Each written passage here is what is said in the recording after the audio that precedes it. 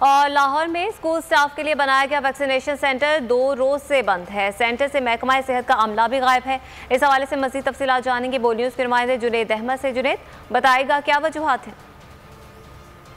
जी हाँ, कोरोना के खिलाफ जंग जारी है, तहम अब ये देखने में आ रहा है कि यहाँ पर हुकूमती गैर संजीदगी की वजह से मुख्तलिफ जगहों के ऊपर वैक्सीनेशन का स्टॉक जो है वो मुकम्मल तौर पर ख़त्म हो चुका है। वहादत रोड पायलट स्कूल के अंदर तालीमी शोबे से ताल्लुक़ रखने वाले अफराद के लिए एक अलग से वैक्सीनेशन सेंटर बनाया गया था, जहाँ पर सिर्फ तालीमी शोबे से ताल्लुक़ रखने वाले अफराद अपनी वैक्सीनेशन करा सकते थे। तो हम इसकी सूरत हाल ये है कि यहाँ पर ताले लगे हुए हैं और कोई हेल्थ का अमला जो है यहाँ पर मौजूद नहीं है और वैक्सीनेशन भी जो है वो ख़त्म हो चुकी है। और यहाँ पर हेल्थ का अमला मौजूद नहीं है जो कि आने वाले शहरियों को गाइड कर सके कि कब ये वैक्सीन आएगी, कब ये सारा मामला होगा और कब दोबारा से टीचर्स की वैक्सीनेशन का अमल जो है वो दोबारा से शुरू होगा। हमारे साथ प्रिंसिपल मौजूद हैं, इनसे बात करते हैं। सर, आपका हेल्थ डिपार्टमेंट से रब्ता हुआ, कब से ये वैक्सीनेशन सेंटर दोबारा बहाल होने की उम्मीद है?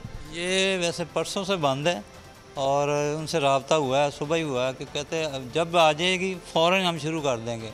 तो जब आएगी तो वो उन्होंने तो यही कहा कि भाई आ जाएंगे फ़ौरन ही हम।